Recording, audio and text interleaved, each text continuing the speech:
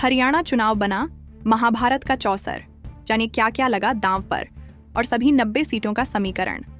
हरियाणा विधानसभा चुनाव 2024 में 3 गठबंधन चुनाव लड़ रहे हैं। भाजपा के अलावा आम आदमी पार्टी और निर्दलीय भी सभी 90 सीटों पर ताल ठोंक रहे हैं। कांग्रेस 79 सीटों पर चुनाव लड़ रही है और सीपीएम 54 को गठबंधन के तहत भिवानी सीट दी है। वहीं जननायक जनता पार्टी का चंद्रशेखर आजाद की आजाद समाज पार्टी के साथ गठबंधन हुआ। जेजेपी 70 सीटों पर चुनाव लड़ रही है तो एएसपी 20 सीटों पर गठबंधन के तहत चुनाव लड़ रही है। इसी के साथ तीसरा गठबंधन इंडियन नेशनल लोकदल INLD और बहुजन समाज पार्टी BSP का है। इनेलो 53 सीटों पर तो बसपा 37 सीटों पर गठबंधन में चुनाव लड़ रहे हैं। हालांकि मुख्य मुकाबला कांग्रेस और भाजपा में ही दिख रहा है। फिर भी इनकी हार जीत में जेजेपी, ASP, इनेलो बसपा गठबंधनों के साथ आप और निर्दलीय उम्मीदवार अहम भूमिका निभाएंगे। अब देखना यह है कि विपक्षी वोटों के बंटवारे से भाजपा को फायदा होता है या कांग्रेस के पक्ष में जनता एकजुट होती है। भाजपा के लिए हरियाणा चुनाव साख बचाने का सवाल है। अगर वो हार गई तो देश में ये मैसेज चला जाएगा कि भाजपा का स्वर्णिम युग अब ढलान पर है। विपक्ष मजबूत हो जाएगा और उसके गठबंधन में शामिल साथी दल भी उससे दूर होने लगेंगे। आगे आने वाले चुनावों के लिए भाजपा कार्यकर्ताओं का मनोबल कमजोर हो जाएगा। इससे भी बढ़कर देश पर इसका असर पड़ेगा। केंद्र सरकार कमजोर हो जाएगी और बड़े फैसले लेने से बचेगी। साथ ही मध्यावधि चुनाव का खतरा भी बढ़ जाएगा। कारण ये है कि अभी केंद्र में भाजपा गठबंधन सहयोगियों के कारण सत्ता में है। लोकसभा चुनाव में पुराना प्रदर्शन नहीं दोहरा पाने के बाद हरियाणा में हार भाजपा के लिए बहुत बड़ा झटका साबित होगी। कांग्रेस का क्या दांव पर? कांग्रेस लोकसभा चुनाव परिणामों के बाद से काफी जोश में है। हरियाणा को तो वो जीता हुआ मानकर चल रही है। जम्मू कश्मीर में तो वो नेशनल कॉन्फ्रेंस की जूनियर पार्टनर बनकर मैदान में है। हरियाणा में हार या जीत ही कांग्रेस की प्रतिष्ठा को तय करेगा। अगर वह जीत गई तो विपक्षी गठबंधन इंडिया एकजुट होकर आगे भी मोदी सरकार की परेशानी बढ़ाएगा, और अगर हार गई तो फिर उससे अन्य दल पीछा छुड़ाएंगे। आपने तो पहले ही किनारा कर लिया है। इसके साथ ही भूपेंद्र सिंह हुड्डा के लिए भी ये करो और मरो वाला चुनाव है। अगर कांग्रेस हार गई तो उनके पास रिटायर होने के अलावा और कोई चारा नहीं बचेगा। वहीं अगर जीत गई तो मुख्यमंत्री की कुर्सी के सबसे बड़े दावेदार वो ही रहेंगे। चौटाला परिवार का क्या होगा? दुष्यंत चौटाला और अभय सिंह चौटाला के लिए भी ये चुनाव करो या मरो की तरह है। दुष्यंत चौटाला पिछले 5 साल तक सत्ता में रहकर मजबूत हो चले थे, लेकिन भाजपा से गठबंधन टूटने के बाद उनके अपने सहयोगी भी उनका साथ छोड़ गए। अगर इस चुनाव में वो 8-10 सीटें भी नहीं जीत पाए तो उनके लिए पार्टी बचाए रखना बहुत मुश्किल हो जाएगा। वहीं उनके चाचा अभय सिंह चौटाला के लिए भी ये चुनाव बहुत महत्वपूर्ण है।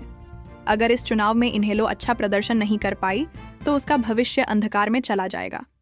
इस चुनाव में हार के बाद उसे प्रत्याशी भी आगे के चुनावों में उतारना मुश्किल हो जाएगा। हालांकि सत्ता की इस लड़ाई में खिलाड़ियों के साथ साथ कई परिवारों के सदस्य भी आमने सामने हैं। भिवानी जिले की तोशाम विधानसभा सीट पर राज्य के पूर्व मुख्यमंत्री बंसीलाल की पोती श्रुति चौधरी बीजेपी के टिकट पर चुनाव मैदान में है। वहीं कांग्रेस ने बंसीलाल के पोते और रणबीर महेंद्रा के बेटे अनिरुद्ध चौधरी को टिकट दिया है। तोशाम में दोनों बंसीलाल की राजनीतिक विरासत हासिल करने की लड़ाई में है। सबसे दिलचस्प मुकाबला सिरसा जिले की रानिया विधानसभा क्षेत्र में हो रहा है। रानिया में 2019 में रणजीत सिंह चौटाला निर्दलीय उम्मीदवार के तौर पर जीते थे। उन्होंने बीजेपी को समर्थन दिया था। वो बीजेपी सरकार में 5 साल तक बिजली व जेल जैसे विभागों के मंत्री रहे। रानिया में इंडियन नेशनल लोकदल INLD ने अपने वरिष्ठ नेता अभय चौटाला के बेटे अर्जुन चौटाला को उम्मीदवार बनाया है। अर्जुन का यह पहला चुनाव है। वो पूर्व मुख्यमंत्री ओम प्रकाश चौटाला के पोते हैं। रणजीत चौटाला रिश्ते में अर्जुन के दादा लगते हैं। वो ओम प्रकाश चौटाला के छोटे भाई हैं। दादा पोते का रण। कांग्रेस ने कैथल से आदित्य सुरजेवाला और कलायत से विकास सहारण को उम्मीदवार बनाया है। आदित्य कांग्रेस महासचिव रणदीप सुरजेवाला और विकास हिसार से कांग्रेस सांसद जयप्रकाश के बेटे हैं। इस चुनाव से इन दोनों नेताओं ने अपने बेटों को लॉन्च किया है। सुरजेवाला और जयप्रकाश ने पिछला विधानसभा चुनाव इन्हीं सीटों से लड़ा था, लेकिन उन्हें हार का सामना करना पड़ा था। हरियाणा विधानसभा के चुनाव में इस बार कुछ खिलाड़ी भी अपनी राजनीतिक किस्मत आजमा रहे हैं। इनमें ओलंपियन से लेकर राष्ट्रीय स्तर तक के खिलाड़ी शामिल हैं। राजनीतिक दलों ने 4 खिलाड़ियों पर दांव खेला है। हरियाणा के चुनाव में इस बार सबसे अधिक नजर जिस सीट पर रहेगी वो है जिंद जिले की जुलाना सीट। इसकी वजह यह है कि यहां से पेरिस ओलंपिक के फाइनल में पहुंचने वाली पहलवान विनेश फोगाट चुनाव मैदान में हैं। उन्हें कांग्रेस ने अपना उम्मीदवार बनाया है। उनकी ससुराल इसी इलाके में है। विनेश का जुलाना में मुकाबला भारत की पहली महिला WWE रेसलर कविता दलाल और एयर इंडिया के पूर्व कैप्टन योगेश बैरागी से है। वहीं निवर्तमान विधायक अमरजीत सिंह डांडा को जननायक जनता पार्टी ने मैदान में उतारा है। कविता जिंद की ही रहने वाली है। कविता ने 2016 में 12वें एशियन गेम्स में वेट लिफ्टिंग में गोल्ड मेडल जीता था। इसके बाद वो द ग्रेट खली के कॉन्टिनेंटल रेसलिंग एंटरटेनमेंट से जुड़कर पेशेवर कुश्ती में आईं। यहाँ वह सलवार कुर्ता पहनकर रिंग में उतरी। इसके बाद उन्होंने आम आदमी पार्टी की सदस्यता ले ली। वो पार्टी की खेल विभाग की हरियाणा इकाई की प्रमुख हैं। जुलाना में कविता के उतरने से मुकाबला रोचक हो गया है। बीजेपी ने भारतीय कबड्डी टीम के पूर्व कप्तान दीपक राम निवास हुड्डा को मेहम से टिकट दिया है। रोहतक में 10 अप्रैल 1954 को एक किसान परिवार में पैदा हुए दीपक ने छोटी उम्र में ही कबड्डी खेलना शुरू कर दिया था। डुबकी किंग के नाम से भी मशहूर हैं। महम में ही आने वाले निंदाना गांव में उनकी ननिहाल है। महम में उनका मुकाबला कांग्रेस के बलराम दांगी से है। शूटर का निशाना लगेगा। बीजेपी ने अटेली विधानसभा सीट से अंतर्राष्ट्रीय शूटर आरती राव को मैदान में उतारा है। वो बीजेपी और कांग्रेस से 6 बार सांसद और 4 बार विधायक रह चुके अहीरवाल के कद्दावर नेता राव इंद्रजीत सिंह की बेटी हैं। राव इंद्रजीत सिंह नरेंद्र मोदी की तीनों सरकारों में मंत्री रहे हैं। आरती ने 4 एशियाई चैंपियनशिप पदक जीते हैं। वो हरियाणा पैरा स्पोर्ट्स एसोसिएशन की अध्यक्ष भी हैं। उन्होंने 2017 में खेलों से संन्यास ले लिया था। अटेली में आरती राव का मुकाबला कांग्रेस की अनीता यादव और निर्दलीय संतोष यादव से होगा।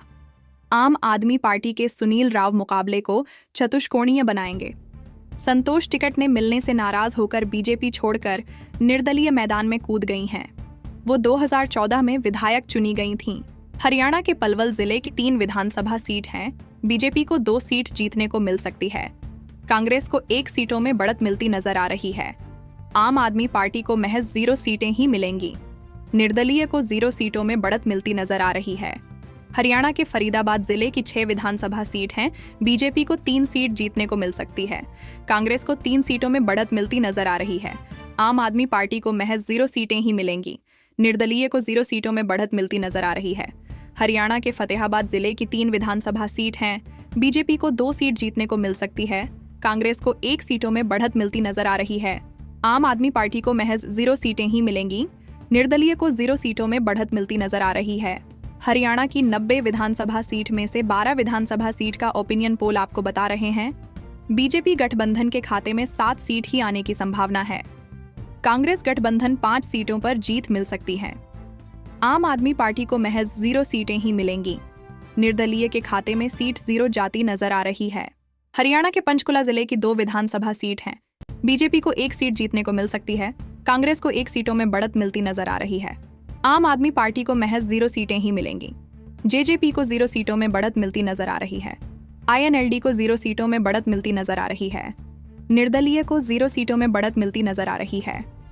हरियाणा के कुरुक्षेत्र जिले की 4 विधानसभा सीट हैं। बीजेपी को 2 सीट जीतने को मिल सकती है। कांग्रेस को 2 सीटों में बढ़त मिलती नजर आ रही है। आम आदमी पार्टी को महज 0 सीटें ही मिलेंगी। निर्दलीय को 0 सीटों में बढ़त मिलती नजर आ रही है। हरियाणा के कैथल जिले की 4 विधानसभा सीट हैं। बीजेपी को 3 सीट जीतने को मिल सकती है। कांग्रेस को 0 सीटों में बढ़त मिलती नजर आ रही है। आम आदमी पार्टी को महज 0 सीटें ही मिलेंगी। जेजेपी को 0 सीटों में बढ़त मिलती नजर आ रही है। INLD को 1 सीटों में बढ़त मिलती नजर आ रही है। निर्दलीय को 0 सीटों में बढ़त मिलती नजर आ रही है। हरियाणा की 90 विधानसभा सीट में से 22 विधानसभा सीट का ओपिनियन पोल आपको बता रहे हैं। बीजेपी गठबंधन के खाते में 13 सीट ही आने की संभावना है। कांग्रेस गठबंधन 8 सीटों पर जीत मिल सकती है। आम आदमी पार्टी को महज 0 सीटें ही मिलेंगी। निर्दलीय के खाते में सीट 1 जाती नजर आ रही है। हरियाणा के महेंद्रगढ़ जिले की 4 विधानसभा सीट हैं। बीजेपी को 3 सीट जीतने को मिल सकती है। कांग्रेस को 1 सीटों में बढ़त मिलती नजर आ रही है। निर्दलीय को 0 सीटों में बढ़त मिलती नजर आ रही है। हरियाणा के नूह जिले की 3 विधानसभा सीट हैं। बीजेपी को 0 सीट जीतने को मिल सकती है। कांग्रेस को 3 सीटों में बढ़त मिलती नजर आ रही है। आम आदमी पार्टी को महज 0 सीटें ही मिलेंगी। जेजेपी को 0 सीटों में बढ़त मिलती नजर आ रही है। INLD को 0 सीटों में बढ़त मिलती नजर आ रही है। निर्दलीय को 0 सीटों में बढ़त मिलती नजर आ रही है। हरियाणा के पानीपत जिले की 4 विधानसभा सीट हैं। बीजेपी को 2 सीट जीतने को मिल सकती है। कांग्रेस को 2 सीटों में बढ़त मिलती नजर आ रही है। निर्दलीय को 0 सीटों में बढ़त मिलती नजर आ रही है। हरियाणा की 90 विधानसभा सीट में से 33 विधानसभा सीट का ओपिनियन पोल आपको बता रहे हैं। बीजेपी गठबंधन के खाते में 18 सीट ही आने की संभावना है।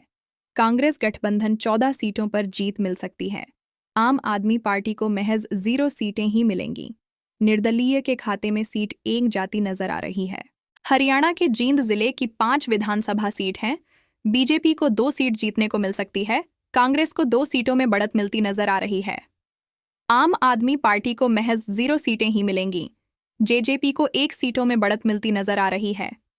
INLD को 0 सीटों में बढ़त मिलती नजर आ रही है।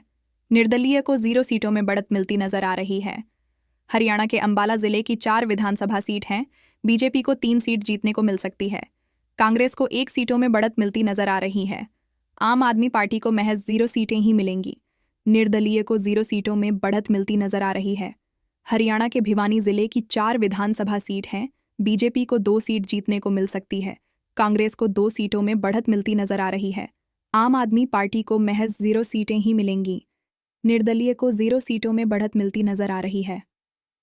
हरियाणा की 90 विधानसभा सीट में से 46 विधानसभा सीट का ओपिनियन पोल आपको बता रहे हैं। बीजेपी गठबंधन के खाते में 25 सीट ही आने की संभावना है। कांग्रेस गठबंधन 19 सीटों पर जीत मिल सकती है। आम आदमी पार्टी को महज 0 सीटें ही मिलेंगी। निर्दलीय के खाते में सीट 2 जाती नजर आ रही है। हरियाणा के गुड़गांव जिले की 4 विधानसभा सीट हैं। बीजेपी को 2 सीट जीतने को मिल सकती है। कांग्रेस को 1 सीटों में बढ़त मिलती नजर आ रही है। आम आदमी पार्टी को महज 1 सीटें ही मिलेंगी। जेजेपी को 0 सीटों में बढ़त मिलती नजर आ रही है। INLD को 0 सीटों में बढ़त मिलती नजर आ रही है। निर्दलीय को 0 सीटों में बढ़त मिलती नजर आ रही है। हरियाणा के चरखी दादरी जिले की 2 विधानसभा सीट हैं। बीजेपी को 1 सीट जीतने को मिल सकती है। कांग्रेस को 0 सीटों में बढ़त मिलती नजर आ रही है। आम आदमी पार्टी को महज 1 सीटें ही मिलेंगी। निर्दलीय को 0 सीटों में बढ़त मिलती नजर आ रही है। हरियाणा के यमुनानगर जिले की 4 विधानसभा सीट हैं। बीजेपी को 4 सीट जीतने को मिल सकती है। कांग्रेस को 0 सीटों में बढ़त मिलती नजर आ रही है। निर्दलीय को 0 सीटों में बढ़त मिलती नजर आ रही है।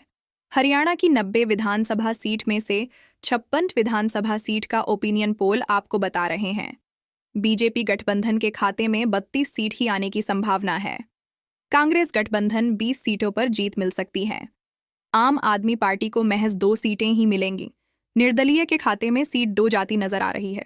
हरियाणा के झज्जर जिले की 4 विधानसभा सीट हैं। बीजेपी को 1 सीट जीतने को मिल सकती है। कांग्रेस को 2 सीटों में बढ़त मिलती नजर आ रही है। आम आदमी पार्टी को महज 1 सीटें ही मिलेंगी। जेजेपी को 0 सीटों में बढ़त मिलती नजर आ रही है। INLD को 0 सीटों में बढ़त मिलती नजर आ रही है।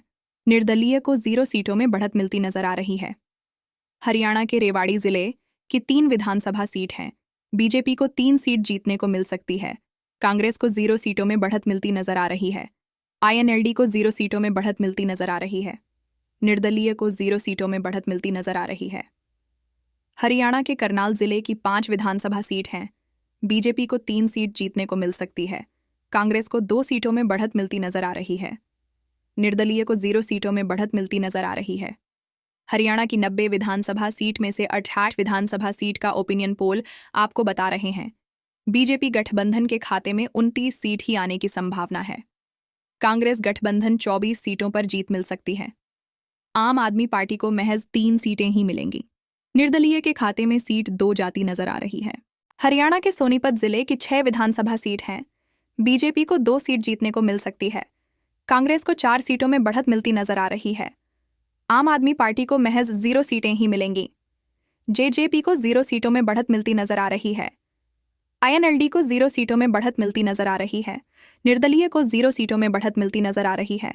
हरियाणा के रोहतक जिले की 4 विधानसभा सीट हैं। बीजेपी को 0 सीट जीतने को मिल सकती है। कांग्रेस को 4 सीटों में बढ़त मिलती नजर आ रही है। आम आदमी पार्टी को महज 0 सीटें ही मिलेंगी। जेजेपी को 0 सीटों में बढ़त मिलती नजर आ रही है। INLD को 0 सीटों में बढ़त मिलती नजर आ रही है। निर्दलीय को 0 सीटों में बढ़त मिलती नजर आ रही है।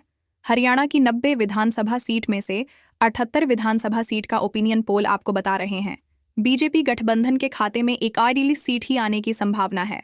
कांग्रेस गठबंधन अब 30 सीटों पर जीत मिल सकती है। आम आदमी पार्टी को महज 3 सीटें ही मिलेंगी। निर्दलीय के खाते में सीट 2 जाती नजर आ रही है। हरियाणा के सिरसा जिले की 5 विधानसभा सीट हैं। बीजेपी को 2 सीट जीतने को मिल सकती है। कांग्रेस को 1 सीटों में बढ़त मिलती नजर आ रही है। आम आदमी पार्टी को महज 1 सीटें ही मिलेंगी। जेजेपी को 1 सीटों में बढ़त मिलती नजर आ रही है। INLD को 0 सीटों में बढ़त मिलती नजर आ रही है। निर्दलीय को 0 सीटों में बढ़त मिलती नजर आ रही है। हरियाणा के हिसार जिले की 7 विधानसभा सीट हैं। बीजेपी को 5 सीट जीतने को मिल सकती है। कांग्रेस को 2 सीटों में बढ़त मिलती नजर आ रही है। आम आदमी पार्टी को महज 0 सीटें ही मिलेंगी। जेजेपी को 0 सीटों में बढ़त मिलती नजर आ रही है। INLD को 0 सीटों में बढ़त मिलती नजर आ रही है। निर्दलीय को 0 सीटों में बढ़त मिलती नजर आ रही है। हरियाणा की 90 विधानसभा सीट में से 90 विधानसभा सीट का ओपिनियन पोल आपको बता रहे हैं बीजेपी गठबंधन के खाते में 48 सीट ही आने की संभावना है। कांग्रेस गठबंधन 35 सीटों पर जीत मिल सकती है। आम आदमी पार्टी को महज 4 सीटें ही मिलेंगी। निर्दलीय के खाते में सीट 3 जाती नजर आ रही है।